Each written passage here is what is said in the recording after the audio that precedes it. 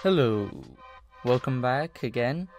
If you're a returning subscriber, that is. If not, then welcome for the first time.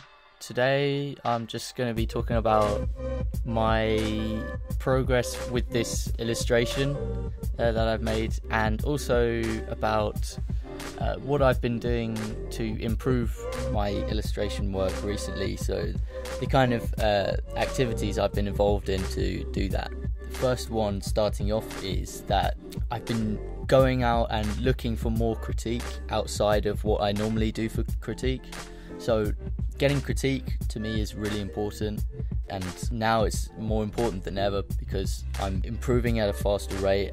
In order to not plateau in terms of skill level, I have to break down my drawings, what is the problem and how to improve on that.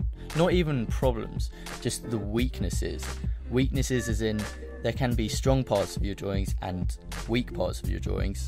Get the weak parts back up onto a level with your strong parts of your drawings. So maybe your anatomy is really bad, like mine, and your proportions are really bad, like mine, but your gesture is really good.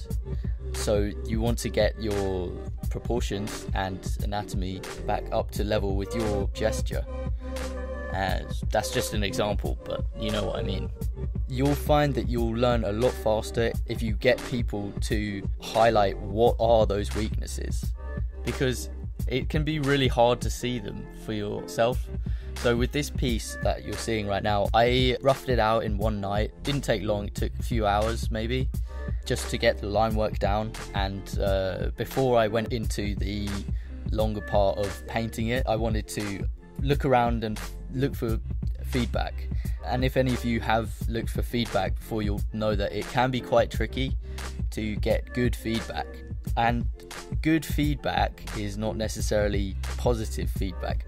Good feedback is like kind of misleading, can be quite critical of your artwork, but can still be good feedback. Good feedback can also be encouragement. That's another kind of feedback for me. You have to accept that kind of feedback, the positive feedback. Like when someone says your art piece there is really good, you have to accept that. You have to say thank you, because if you deny that a piece of art that you've made is good, that you did well, that's actually counterproductive to your progression. Because if you don't accept that piece, firstly, you don't know that you're going in the right direction with that, and secondly, you're going to feel really bad about yourself, and you're going to be more likely to give up, and you're going to give up faster in the long run, because a lot of these, especially concept art painting, it's a mind game. It's like an endurance game. How long can you put up with staring at a really bad piece of art until you work on it long enough that it becomes good? And so if you come into that fueled with this positive feedback, like you have this little boost of confidence, that can take you a long way in terms of sticking with a project. I got sidetracked there.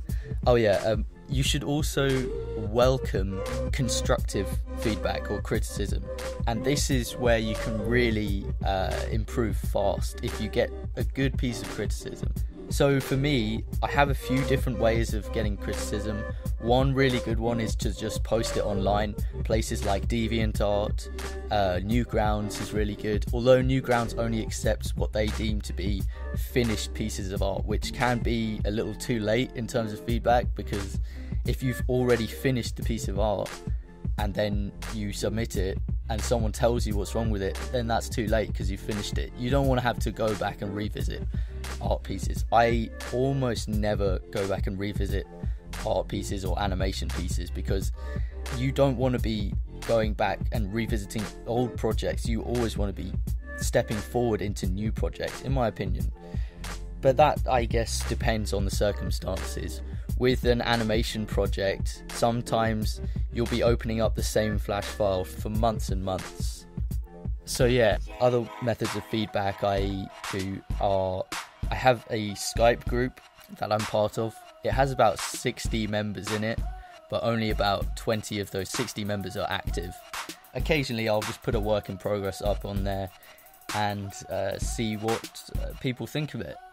And you know, you got to go into it with an open mind. Sometimes you know a piece is bad, and then you put it on there and someone will actually think, oh, it's really good, this is what I like about it. And then sometimes you can put a piece on where you think, I just can't see anything wrong with this piece, and then they'll point out, actually you got this wrong, and you're like, oh my god, I didn't even see those.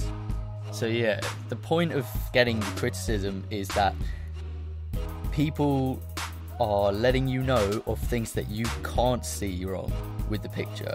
If they're letting you know things that are wrong, but you already know they're wrong, then that means you just need to go and do them before you show them it. Only show them the piece when you honestly think you can't see anything that can be changed with it. And that takes a while, yeah. But then feedback is almost like a shortcut for improving.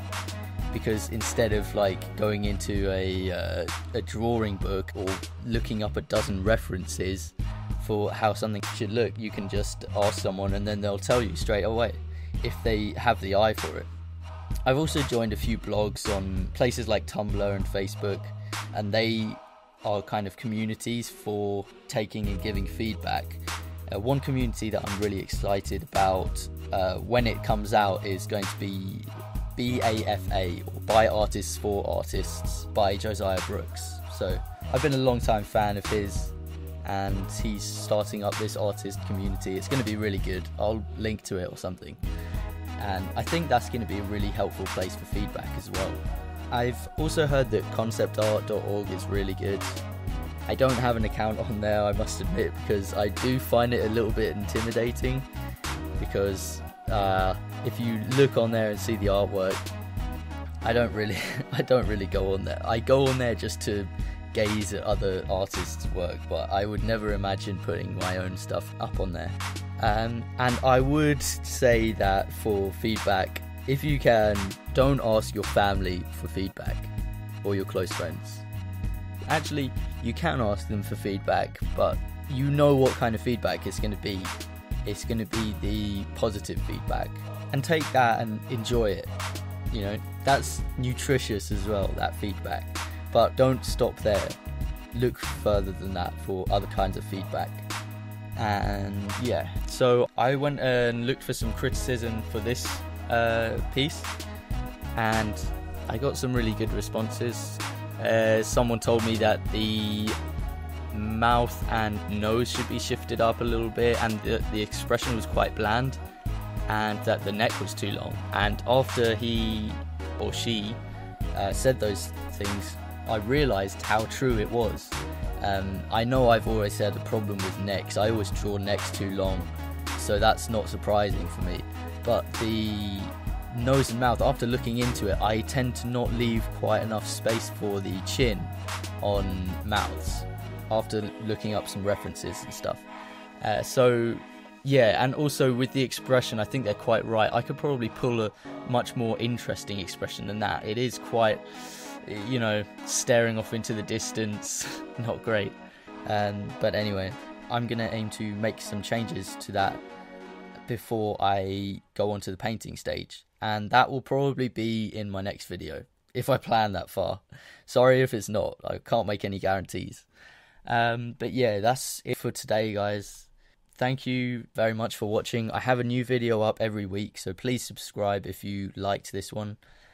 And you can find all of my art and animation on Tumblr, my website. I'm on Facebook, Twitter, SoundCloud, LinkedIn. I'm everywhere. But if you go to my website, you can find everywhere that I am. I'm not saying you have to. So thank you for watching. Goodbye.